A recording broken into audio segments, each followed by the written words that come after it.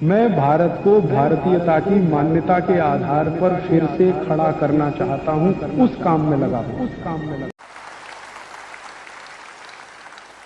इस देश का दुर्भाग्य है कि ऐसे लोगों का शासन कैसे चल रहा है हिंदुस्तान में, जिन्होंने 7 लाख से ज्यादा वीरों की शहादत और कुर्बानी को भुला दिया, बलिदान को ही भुला दिया।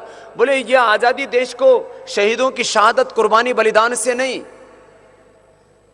ये तो आजादी हमने बस ट्रांसफर ऑफ पावर एग्रीमेंट करके ले लिए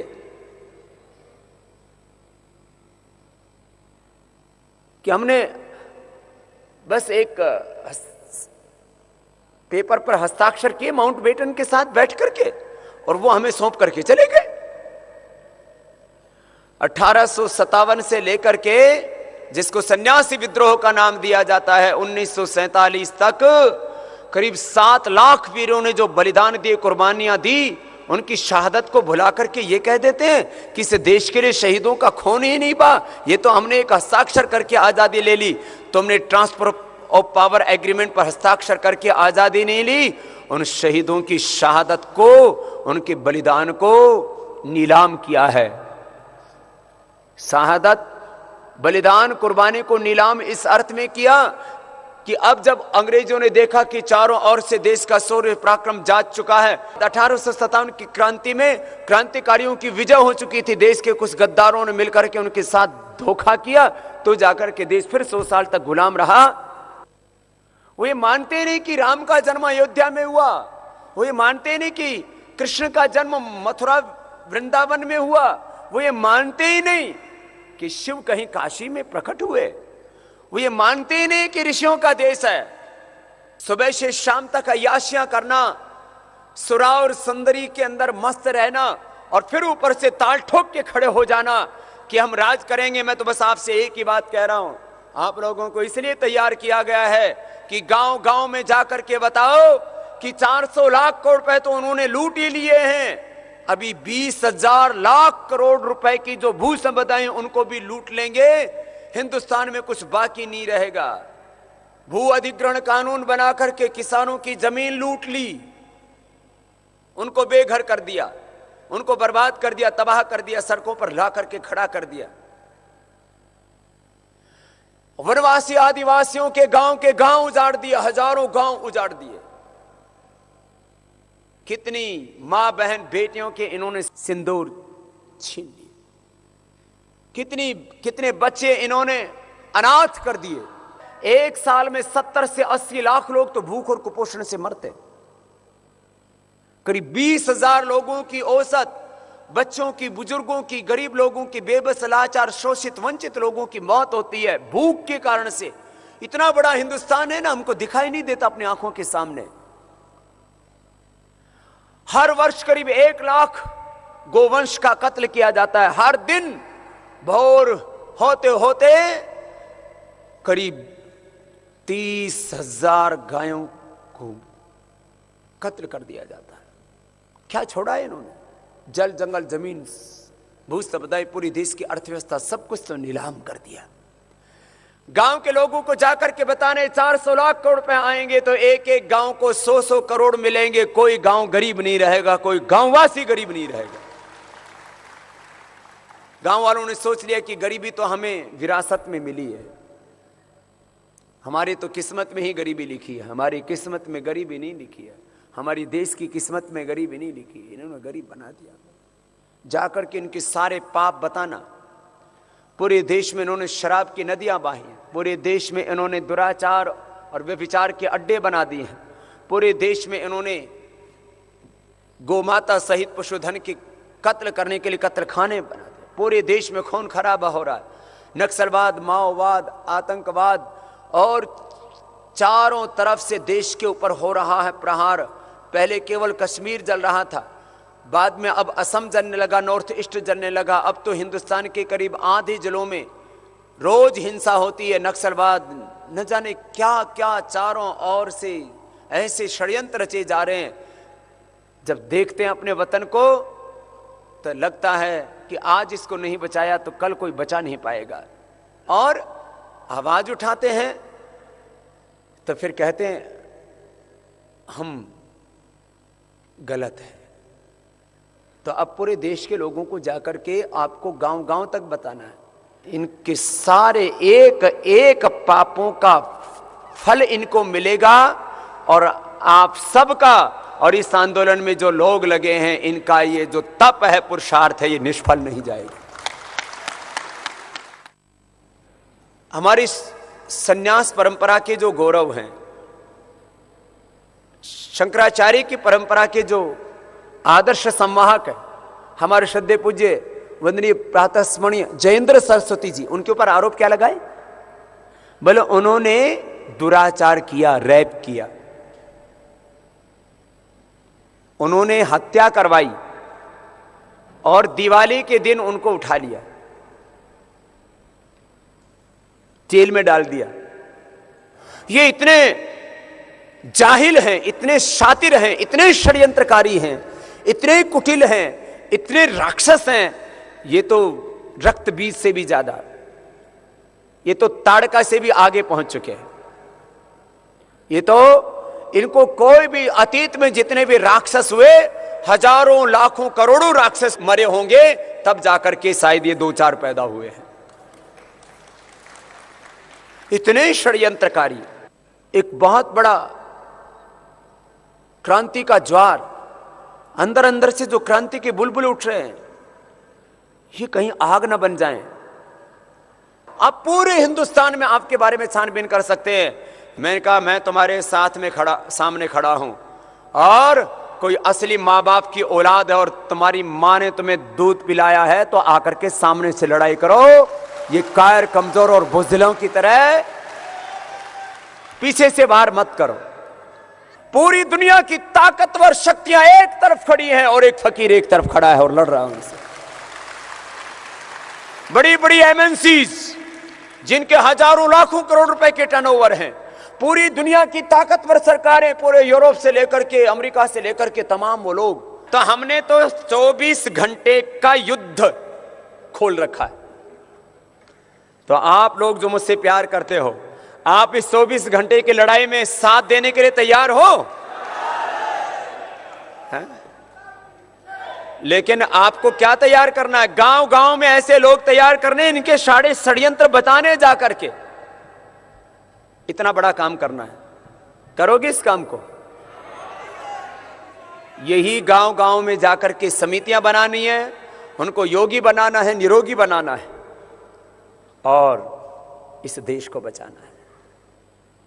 भाई बहनों, हैं? माता कुछ तो माताओं बहनों में भी बहुत जबरदस्त जज्बा है। इन माताओं के लिए भी हम सब की ओर से बहुत बहुत प्रणाम है। तो मैं आपसे बता रहा था, कितने हर कदम पर साजिश। हम सहजता में काम कर रहे थे, लेकिन अब राम की मर्यादा, कृष्ण और चाणक्य की नीति और जितनी भी रणनीतियां हो सकती हैं, इनके किसी चक्रव्यूह, सारे चक्रव्यूहों को पार करना है, और किसी भी कीमत पर अब इनको इनके अंजाम तक पहुंचाना है, और हिंदुस्तान को विश्व की सबसे बड़ी आर्थिक और आध्यात्मिक महाशक्ति बनाने से पहले रुकना नहीं। भाई बहनों, बहुत बहुत बड़ा कार्य है ये। कुछ लोग कहते हैं कि साधु सन्यासी योगियों को तो खाली धर्म की बात करनी चाहिए, सेवा की बात करनी चाहिए। मैंने कहा भगवान श्री कृष्ण ने क्या किया था? बोले भगवान श्री कृष्ण ने तो सुदर्शन चलाया था। मैंने कहा वो योगी थे या क्या थे? बोले वो तो योगेश्वर थे, योगियों में भी श्रेष्ठ थे। भगवान श्री कृष्ण ने क्या जो किया, भगवान शिव ने जो किया वो ठीक, हमारे सब महापुरुषों ने जो किया वो ठीक, हम कर रहे हो गलत कैसे हो जाता है भाई? आचार्य चाणक्य यदि सही है, भगवान श्री कृष्ण यदि सही है, और हमारी सारी भारत की ऋषि परंपरा, वीर वीरांगनाओं की परंपरा यदि सही है, तो हम सही हैं, क्योंकि हम उसी परंपरा के संवाहक हैं।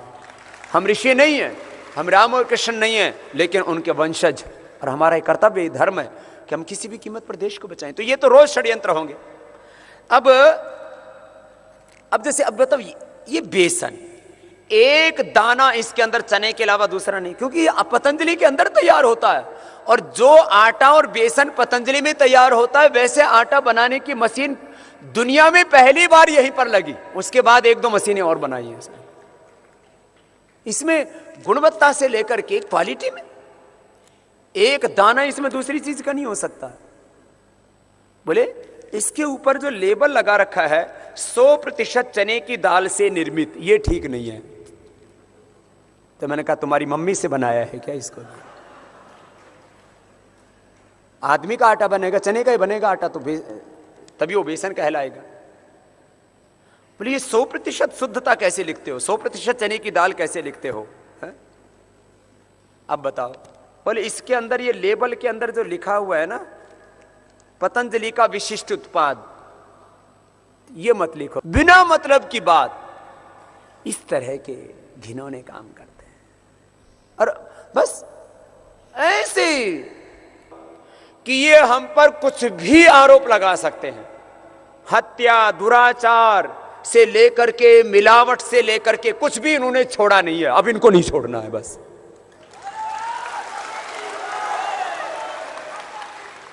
अब बचा क्या है?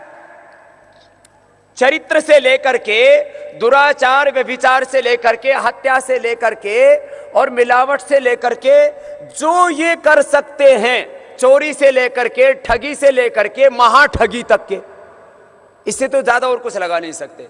इसलिए आप लोगों को गांव-गांव जाकर के बताना है कि एक सन्यासी जो अपना सब कुछ दांव पर लगा करके राक्षसों से और राक्षसियों से लड़ रहा है, अब इन्होंने तो कोई कसर नहीं छोड़ी। देश के लोगों, आपको भी कोई कसर नहीं छोड़नी है। यह काम आपको करना पड़ेगा। किसके लिए? इनको दिखता है। मेरे से बहुत लोगों ने आकर के कहा, बोले बाबा तो अनाड़ी है। मैंने कहा क्यों? बोले तूने सारे मोर्चे एक साथ खोल दी।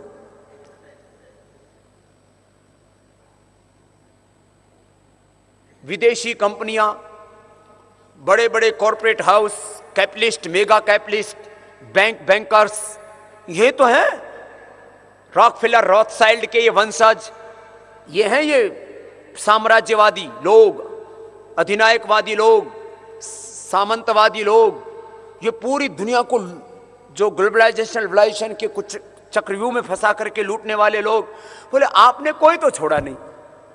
WHO से लेकर के, WTO से लेकर के, UNO से लेकर के, वर्ल्ड बैंक, IMF सारे तो रगड़ दिए, सबको टारगेट पे ले रखा है।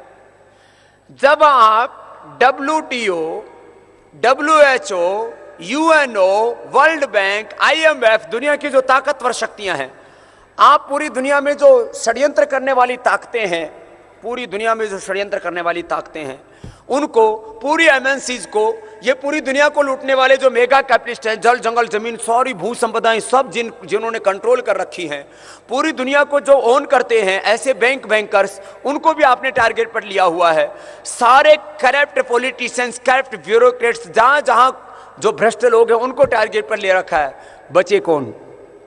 मैंने कहा बचे हैं साधारण देश के लोग।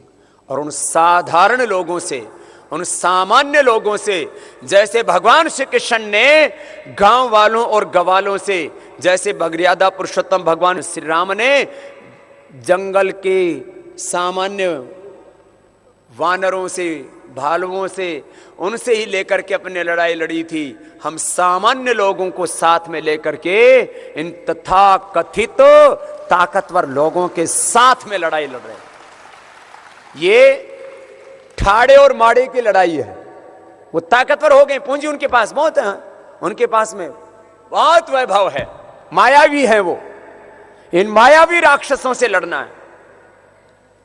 तो बोलो आप लोग लड़ोगे?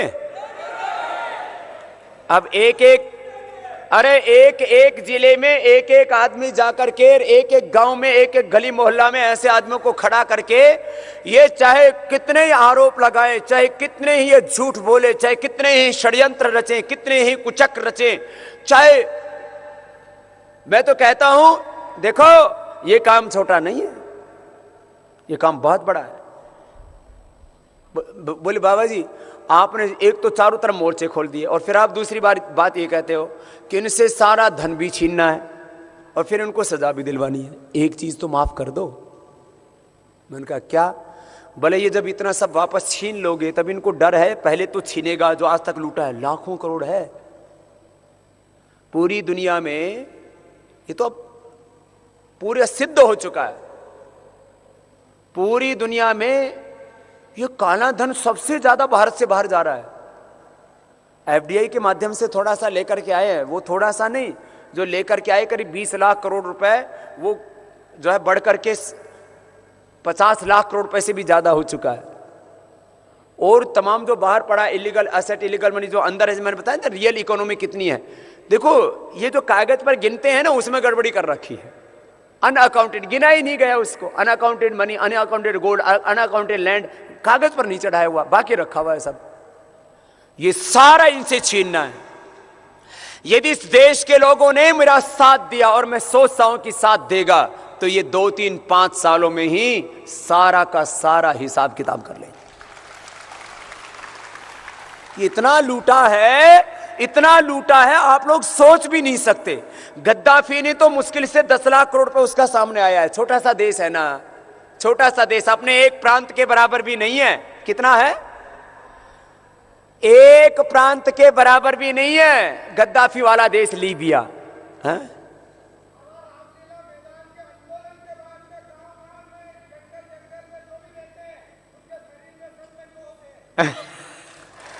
ये बाबा राजस्थान के गांव से, ढाणियों से आया। बोल बाबा पता है सबको, लेकिन भाई जो पता है ना उनको अब संगठित करना। देखो इस देश के 99% लोग साधारण हैं। कितने लोग हैं? 99%। ताकतवर कितने हैं ये? 1% भी नहीं, 0.01%। 1 लाख लोगों के हाथों में पूरी देश की ताकत आ गई है। 1 लाख लोग, ये बहुत ताकतवर क्यों ना हो, हम 121 करोड़ लोगों को अपने साथ खड़ा करके इनको पूरी तरह से बेनकाब करें। लेकिन ये वो बताना तो पड़ेगा ना जा जा करके इसके लिए। अब ये कितना इन्होंने लूटा है, कैसे कैसे लूटा है, कहां कहां से लूटा है, और वापस आएगा तो कैसे हिंदुस्तान खुशहाल बन जाएगा, सबके जीवन में तरक्की आएगी। इतना ज्यादा ये सब है। तो आप लोगों को दिमाग से भी काम लेना है, दिल से भी काम लेना है, और चैन से नहीं बैठना है। भाई एक दिन तो मरना ही है ना, कोई अमर रहोगे क्या? एक दिन तो मरना ही है ना। जब भगवान राम नहीं रहे, भगवान कृष्ण नहीं रहे, भगवान शिव नहीं रहे, हनुमान जी नहीं रहे, ऋषि मुनि नहीं रहे, तमाम हमारे पुरखे नहीं रहे, कोई आज के हैं क्या हम? ये तो 1,96,08,13,113 वर्षों से परंपरा चली आई। जब से सृष्टि बनी तब से हम हैं। कभी किस रूप में आए, कभी किस रूप में आए। भाई जितने दिन की भी जिंदगी है ना, एक दिन भी मौन नहीं रहना है, बस एक दिन भी शांत नहीं रहना है, एक दिन भी चैन से नहीं बैठने देना है। इन्होंने सारे देश का सुख चैन छीन लिया है। अब होता क्या है, हम कभी कभी जब बात बताई जाती है तो जोश से भर जाते हैं, बाद में ठंडे पड़ जाते हैं। ये नहीं होना चाहिए। एक दिन भी मौन नहीं रहना। बात ये उत्पादों की नहीं है, ये स्वदेशी विदेशी की लड़ाई है, ये सदाचार भ्रष्टाचार की लड़ाई है, ये राक्षसों और असुरों की लड़ाई है, धर्म युद्ध है, धर्म अधर्म की लड़ाई है, ये न्याय युद्ध है, न्याय अन्याय की लड़ाई है, ये देशी विदेशी की लड़ाई है। ये जो असली भारतवंशी हैं, ये उन भारतवंशियों की, और जिनके जिस्म में हिंदुस्तान का खून है उनकी, और जिनके रगों में विदेशी खून है उनकी लड़ाई है।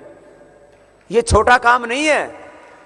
बाबा उनको मौत दिखाई देता है, सपने में बाबा आता है उनको कि बाबा रहेगा तो गड़बड़ हो जाएगी। तो भाई बहनों, कुछ लोगों को सोचना पड़ेगा। लोग तो खड़े हो चुके हैं, बस उनको और ज्यादा संगठित करना है। तो अब आपको जाकर के क्या करना है? एक एक गांव में जाना है, वहां सबको इकट्ठा करना है, घर घर जाके बुलावा दो। अभी हिंदुस्तान के लोगों को रियलिटी का नहीं पता है, थोड़ा थोड़ा तो पता है उनका कि भाई काला धन कोई चीज है, बहुत बारीकी से नहीं पता है। उनको ये पता लग जाए कि भाई ये काला धन वापस आने पर और आगे जो लूटने से बचा लिया हिंदुस्तान को, तो काला धन वापस आने से कितना मिलेगा एक गांव को? 100 करोड़। और ये भू संपदाओं की लूट बचा ली तो एक परिवार को कितना मिलेगा? 10 करोड़। एक व्यक्ति को 2 करोड़ और एक परिवार को, अरे 5 आदमी तो होंगे एक परिवार में, पति पत्नी 2 बच्चे और माँ बाप, कोई ना कोई तो होगा ही।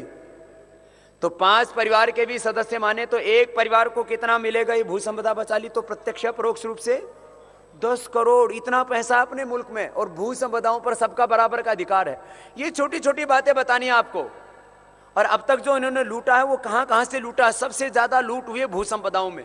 बाकी फिर ये जो टैक्स मनी है उसको लूटते हैं, फिर ये घोटाले करते हैं, रिश्वतखोरी करते हैं, सब लोगों को पता है, ज्यादा समझाने की जरूरत नहीं। लेकिन इसकी मात्रा नहीं पता थी असली रूप में। जैसे आपको पता है, आपने भी देखा, आपके सामने गौ हत्या होती है, कहीं कहीं नहीं भी होती है, कहीं कत्लखाने नहीं भी है। लेकिन देश में जब आपने सुना तो आपको भी आश्चर्य हुआ होगा। कितने कत्लखाने हैं? करीब 50,000 के करीब हैं। गवर्नमेंट के आंकड़े के अनुसार 36,000 हैं, वैसे कम से कम 50,000। और कई बार तो ऐसे होता है कहीं पर भी कत्ल कर दिया। जब आदमी को पता है अरे ये ऐसे इतने पापी हैं, इन्होंने आज तक कम से कम 1 करोड़ आज का माने तो इससे पहले भी तो ऐसे कर रहे थे। आज तक इन्होंने करीब 50 करोड़ गोवंश का कत्ल करवाया है इन्होंने। बताओ, तुम्हारी आंखों के सामने कोई एक गाय का कत्ल कर दे, कहेंगे ये तो बड़ा अपराध, बड़ा पापी है। तुम्हारी आंखों के सामने कोई 100 रुपए भी किसी के लूट ले तो आप बोलेंगे बड़ा चोर है तू। अरे 100-200 रुपए, 500, 1000, 10,000, 20,000, लाख, 2 लाख करोड़ लूटने वाले नहीं। इन्होंने तो 400 लाख करोड़ लूटे हैं और 20,000 लाख करोड़ पर निगाहें। ये कोयला घोटाले में मैंने पहले जो इसका वैल्यूएशन किया था वो 200 लाख करोड़ पे किया था, 50 बिलियन का। लेकिन वो इंटरनेशनल रेट जब मैंने पता किया तो अकेला ही 400 लाख करोड़ का तो कोयला ही है जो इन्होंने अभी मुफ्त में नीलाम कर दिया था। क्या क्या लूट है। और फिर जब इनके लूट की बात कोई कहे तो वो उसी को बेईमान कह दो, उसी को हत्यारा कह दो, उसी को हिंसक बता दो, उसी को चोर बता दो, उसी को दुराचारी बता दो। माने इस कदर इन्होंने गदर मचाया हुआ है। तो आप लोगों को अब पूरी तरह से चौकन्ना होकर के, पूरी तरह से जागरूक होकर के, अब वक्त बहुत कम बच गया है। पूरे देश में ही सत्ता के खिलाफ, इस भ्रष्ट व्यवस्था के खिलाफ, अन्याय के खिलाफ अब बगावत हो चुकी है। ऐसी बगावत आपको हिंदुस्तान के 6,38,365 गांवों में पैदा करनी है। और ये विद्रोह, ये बगावत, ये खिलाफत जो महात्मा गांधी ने हिंदुस्तान में अंग्रेजों के खिलाफ पैदा की थी, वो खिलाफत, वो विद्रोह, वो बगावत इन बेईमानों के खिलाफ हिंदुस्तान में पैदा करनी। तो बोलो, ये खिलाफत, ये विद्रोह, ये बगावत तुम्हारे दिल में पैदा हो चुकी है? तो जो आग तुम्हारे दिल में पैदा हुई है अब उसको जाकर के लोगों तक पहुंचाना है। ठीक है, ये काम आपने कर दिया ना, बस बेड़ा पार हो जाएगा।